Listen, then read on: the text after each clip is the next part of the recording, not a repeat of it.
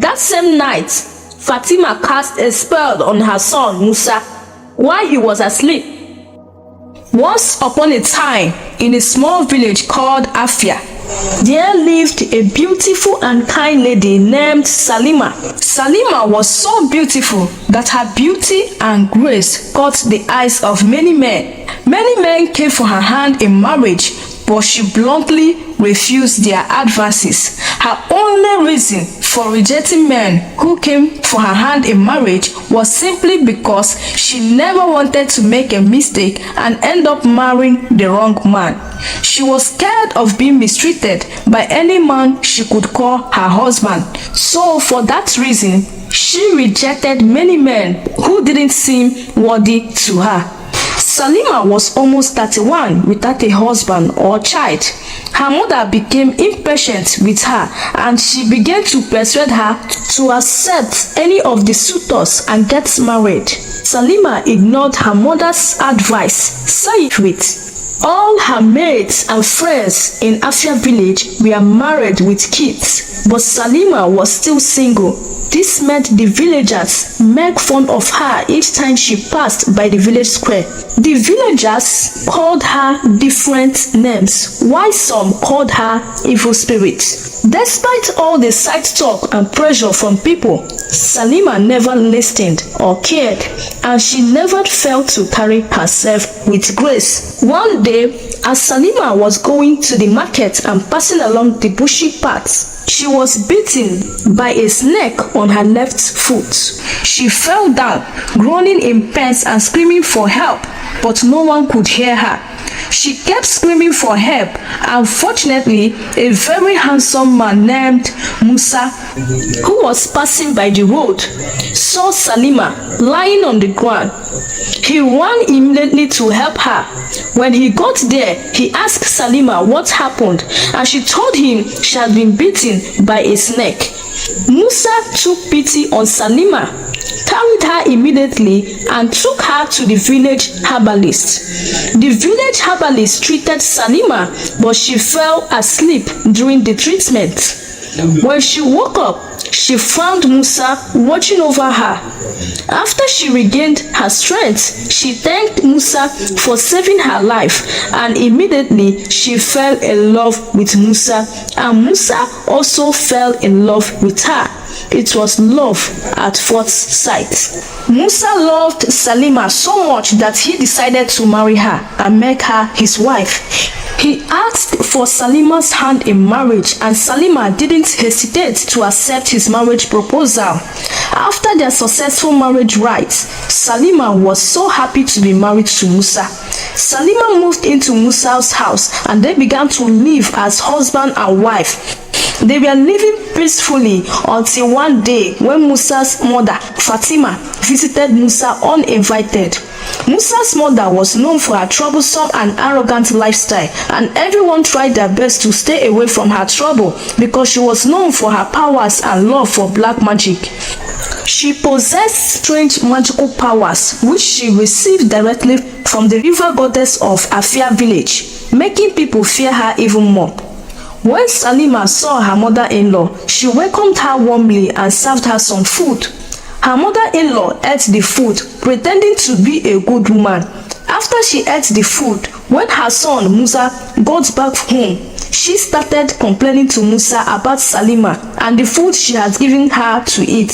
She told Musa that the food Salima gave her was tasteless and had no meat, and that Salima had added water into her food. However, Musa, knowing who his mother was, didn't take the complaint seriously. Fatima gradually began to make Salima's matrimonial home unbearable for her. She kept nagging at the slightest mistake, always finding fault with Salima and making her life difficult. Salima, being a good and kind woman, kept trying her best to please and satisfy her mother-in-law. Despite her unkindness towards her, she went as far as washing all her clothes, cooking 6 different varieties of meal for her every day to suit her taste. She could clean the house to her mother-in-law's satisfaction, wash all her dirty clothes, and take care of her needs. However, Fatima was never satisfied. She always had something to complain about. Salima gradually became a maid in her own matrimonial home with no rest or moment of peace for her. Every morning, as soon as Musa left home, Fatima could keep sending Salima on different errands as if she were a maid. Salima kept enduring this pain just to make sure her home was at peace. But one day, Salima opened up to her husband and told him about the suffering his mother has put her through. Her husband Musa was very upset and unhappy. He tried to speak with his mother concerning the stress she put his wife through. He told his mother to let Salima be and to stop treating her like a maid. Fatima became angry at Salima for reporting her to her husband, her son. She swore to deal with Salima. That same night, Fatima cast a spell on her son Musa while he was asleep. The spell she cast on him was to make him unresponsive to her evil deeds. No matter how she treated his wife, he was never going to react or say anything about it. When Fatima knew that she had her son under her grip, she turned Salima into a full-time housemaid, and Salima kept suffering while her husband kept quiet over all the mistreatment from her mother. But Salima never knew her husband was under a spell. Salima continued enduring the torment from her mother-in-law, and this continued for months. One day, Salima discovered she was pregnant with her first child. She was happy that she was going to become a mother very soon. She told her husband the good news, and she begged her husband never to let his mother, Fatima, know about it. The torture on Salima from her mother-in-law continued, and Salima discovered that she had begun to get weaker and weaker as the week passed. She decided to leave her matrimonial home, telling her husband that she could be traveling to her home and that she will stay there until she gives birth. During their discussion, they never knew that Fatima was standing behind a door listening to their conversation. And then she came to realize that her daughter-in-law was pregnant. Fatima began to plot how to stop her daughter-in-law from leaving. On the day Salima was to leave, Fatima sneaked into her room and added some substance into Salima's food.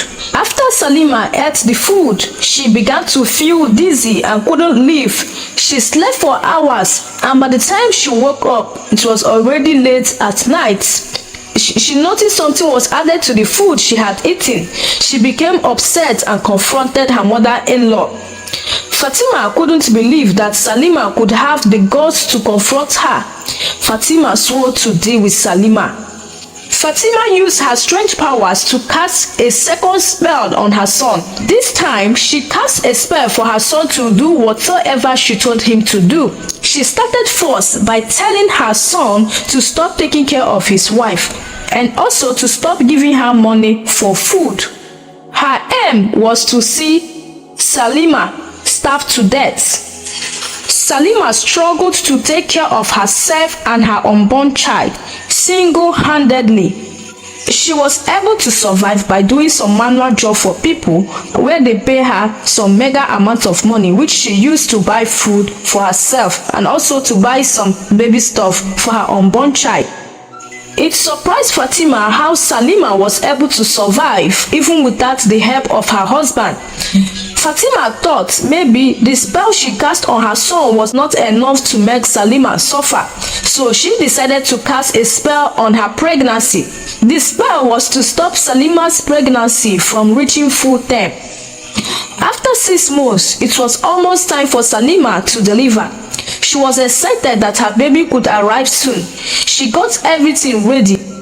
10 and 11 months passed and there were no sign of labor. Salima began to weep, asking God to help her deliver. But the more she waited, the more everything seems like it's in vain. Her mother-in-law began to mock her and call her names, telling her that this is what you get for challenging me. Her husband, who was under the influence of his mother's charm, didn't even care about his wife.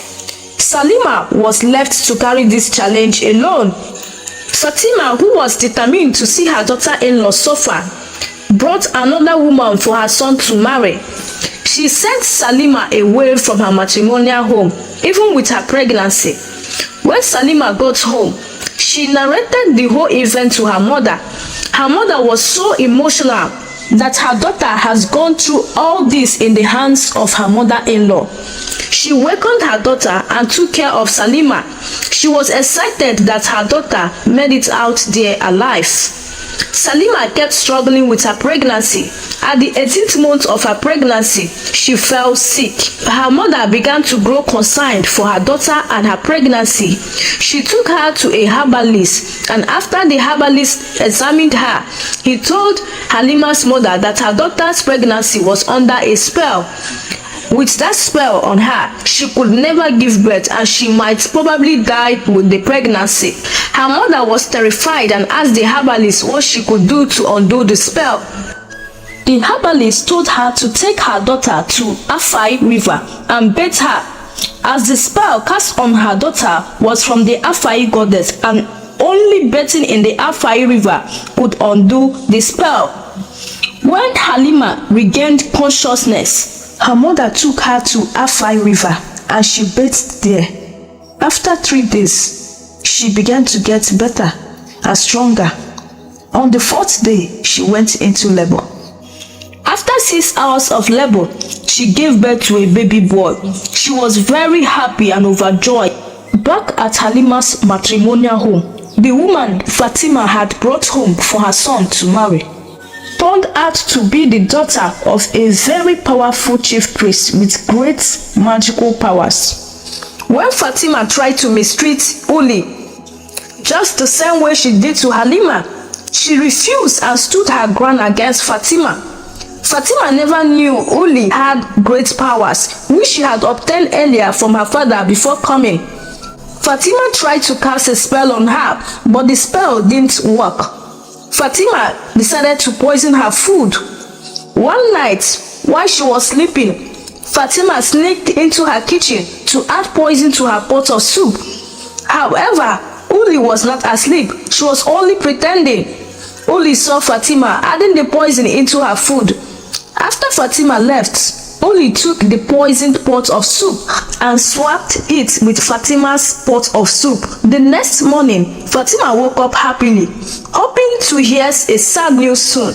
She went into her room, started eating from the pot of soup in her room, not knowing that the food she ate from was the one she had added poison to. After eating, she lied down in her room and couldn't wake up again. She died.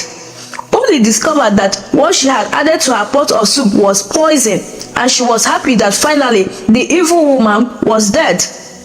Right after Fatima's death, the spell she casted on her son cleared away from his eyes. He began to look for his wife Halima, but Uli told him that she was sent packing by his mother.